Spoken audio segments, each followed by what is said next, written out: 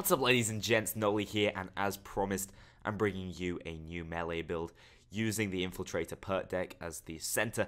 I believe this is the best melee build in the game as of right now. Melee is something I always enjoyed doing, and I actually feel can be quite powerful if played the right way, and so I feel like I finally cracked the case on this one, at least until we get a couple more melee skills floating in the game. Anyway, so in the Mastermind skill tree, we're just going to ace out Endurance. If you're not moving up to Inspire or the Pistol skills, you may as well stop there and then.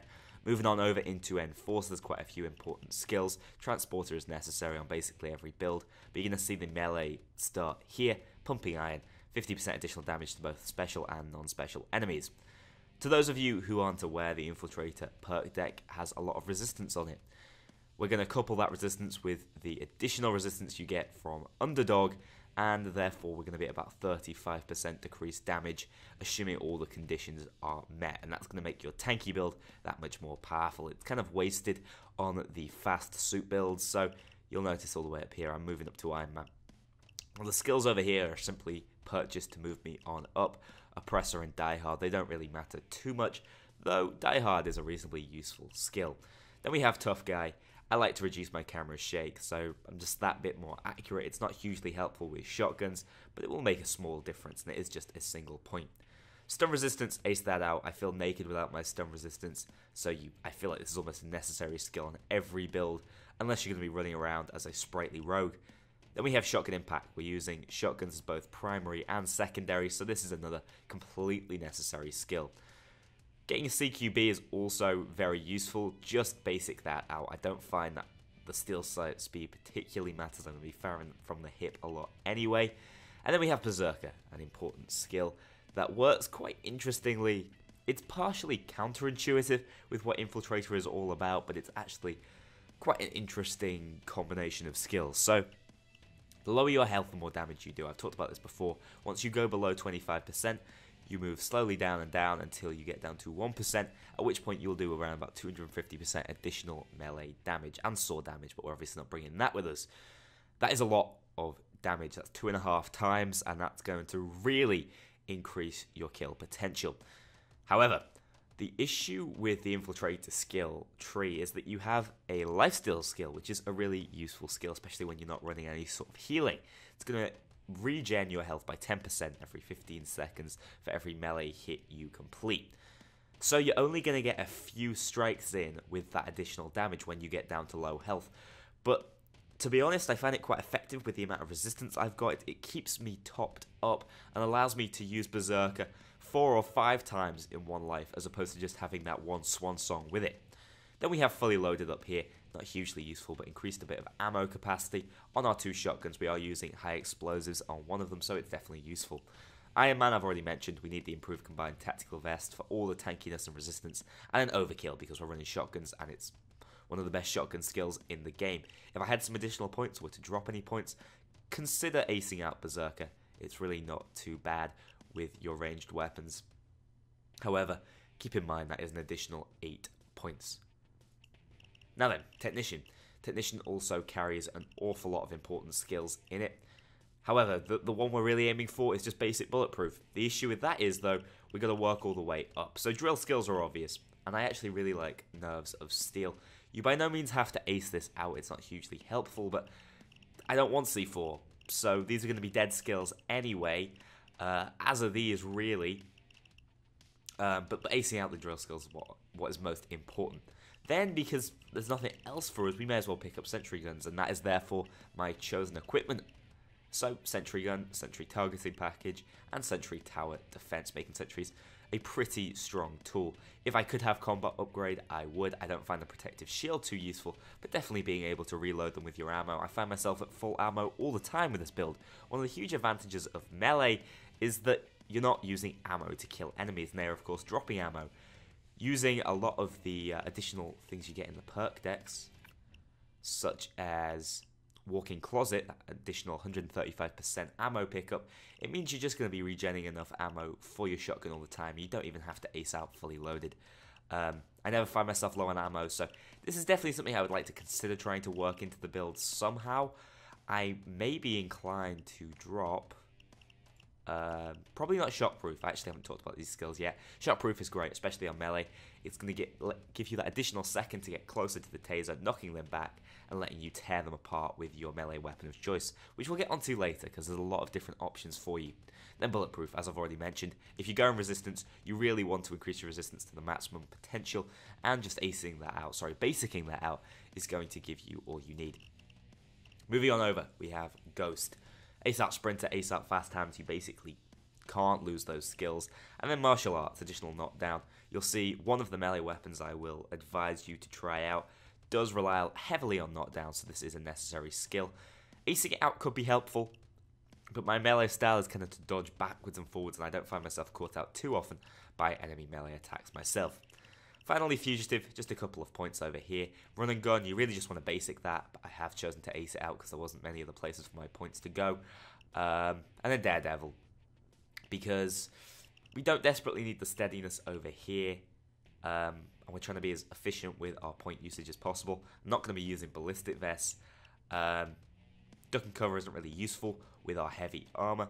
We don't need additional concealment, we don't need Sixth Sense, we're certainly not stealthing with this build, so Daredevil was about all that was useful, a little bit of additional mobility, and then run and gun, 10% movement speed is, as much as it won't multiply as well as it does for the suit, it will give you a helping hand with all that heavy armor, which is one of its main downfalls. However, you might want to consider not grabbing these points at all.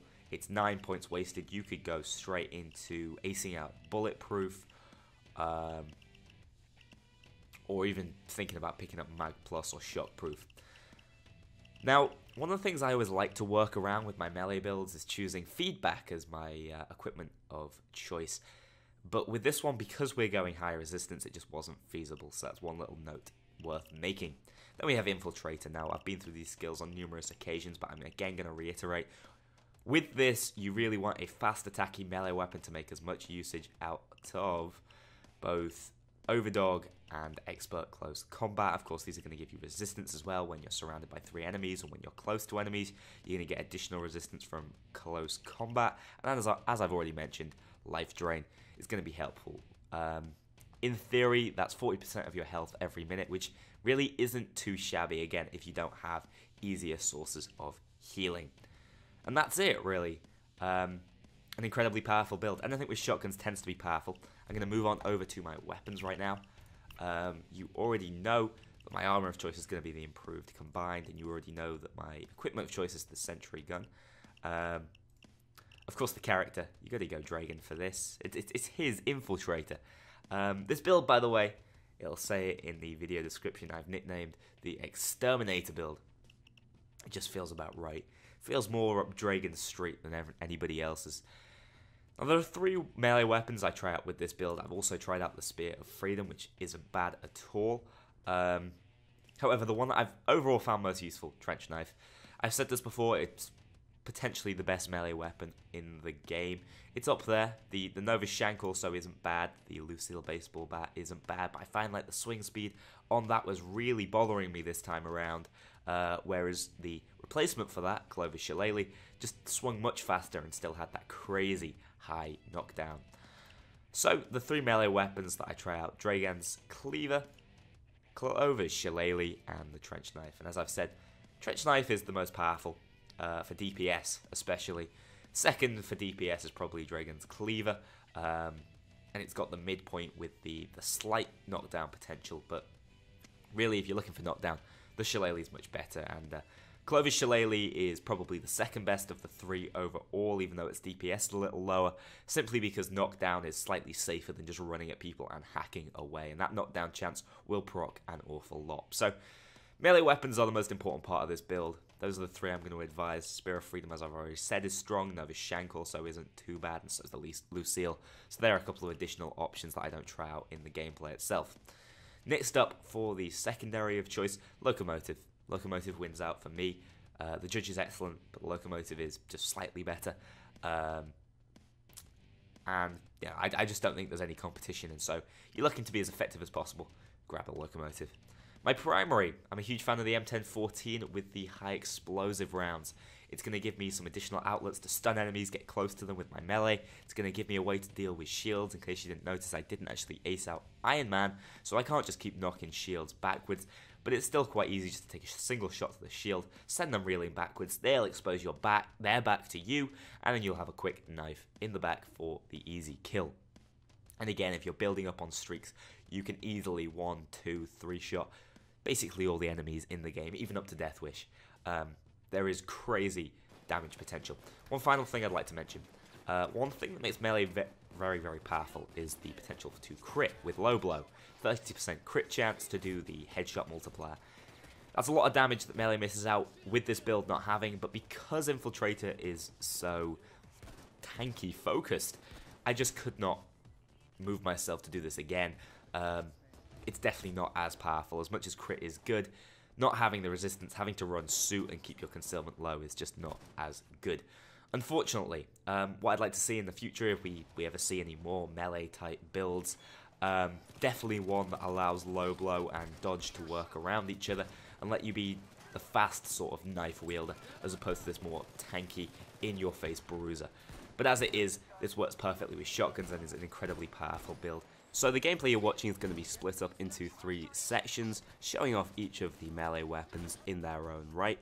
We have Day 1 Watchdogs, Day 2 Watchdogs, and then finally Day 2 Hotline Miami. On Day 1, I'm using the Cleaver, on Day 2 it's the Shillelagh, and then finally on Day 3 it's the all-powerful Trench Knife. Now, I've been thinking to myself, why do I love melee weapons? Well, they're great fun to use. I love getting up close and personal. Knockdown feels very satisfying, and thanks to Hawk's Hood and heads flying off, it's even more satisfying. However, I thought, is melee ever more powerful than using ranged weapons? Well, for this build, you'd first of all think, yes, you need to use melee to be up close and personal to get those resistance statistics that allow you to tank ridiculous amounts of damage with your fully armored build. However, if you think about it, shotguns work exactly the same way. You can be up close and personal with them, plus you've got Overkill, one of the most powerful, if not the most powerful skills in the game, allowing you to multiply your damage that way. It has slightly better range, and you can tear through groups in single shots. So shotguns must just be straight up better than melee weapons. Well, single target DPS, I'd say they're probably around about the same, especially if you're looking at the Trench Knife. Plus knockdown on the Shillelagh makes it reasonably safe. It's a good tool against tasers, for example, probably the best example of that coming into play. And on top of that, when you shoot a shotgun, you're losing something. You're obviously losing ammo. When you stab someone with a knife, you're not losing a single thing. This ammo can be used to take out bulldozers. Remember, it's quite tough maintaining your explosive round shotgun, but with this melee weapon build, you really can. So you've got a strong tool to use against shields. You're going to be knocking down enemies all the time. And then to actually pick up the kills, you can just run in with the melee weapon. On top of that, if there's one skill that I do advise, I'm going to reiterate this point. If you're thinking about dropping a skill and picking one up, it has to be the ability to refill sentry guns. I was thinking about this a little more, and the fact that you're able to conserve ammo so well makes it such a great contender for that skill, because you can quite simply drop all your ammo into your sentry guns and maintain their presence on the map, not only distracting enemies, allowing you to get quick knives in the back. They're so good at tanking bulldozers, slowing down shields. Sentry guns really are quite strong, especially on hold down missions where melee maybe isn't as strong, as you see in the final day of Hotline Miami. I'm still able to run around, maintain my ammo, and the sentries will just hold down certain positions for me. Hugely powerful. So, I actually really feel like this build synergizes better than any other I have ever made. There's a lot of multiplier effects. You've got the melee multiplying, you have your resistances multiplying, you of course have the potential to multiply with your overkill skill, and of course there's just a lot of mechanical mobility with it. Your ability to knock enemies down is so helpful. There are so many different ways to knock them down with your high explosive round and your melee weapon, and I'm just hugely pleased by how this build has come out. I'm really grateful the Infiltrator Perk Deck was added. I'd love to see some more in the future working around with those mechanics. Multipliers are great in the game, they're a lot of fun to mess around with, plus life drain and healing. Just a lot of fun things that I see for the future of Payday. I hope you have enjoyed this video. Check out this build. I implore you to check this out more than any other. It's Deathwish savvy. It's also stronger than every other difficulty. It really does not drop off. Of course, you've got to be a little more careful using your melee, but assuming you're able to dodge in and out, it won't be too hard. And especially if you're playing with a team and using your sentry guns, they can do a lot of the tanking for you. And you are in yourself a very tanky player as well. So what more could you possibly ask for? There'll be more builds coming in the future. I've had a bit of advice to maybe do some more character builds, doing builds revolving around the characters themselves. I know, of course, they have their skill trees, but let's be honest, that's a pretty loose determination of how Houston and Houston work. You know, you don't see Houston sneaking around all the time, do you? So I'm going to try that out potentially in the future. I do enjoy making build videos, and they seem to go down quite nicely. Be aware that over the next couple of days, they're going to be showcasing the new masks. Stay tuned for that. And, of course, the brand new weapon needs a good looking at. I'm going to do a proper full review on that. And then later on, the DLCs once I've had enough time with them. Thanks for watching, guys. See you all in the next one.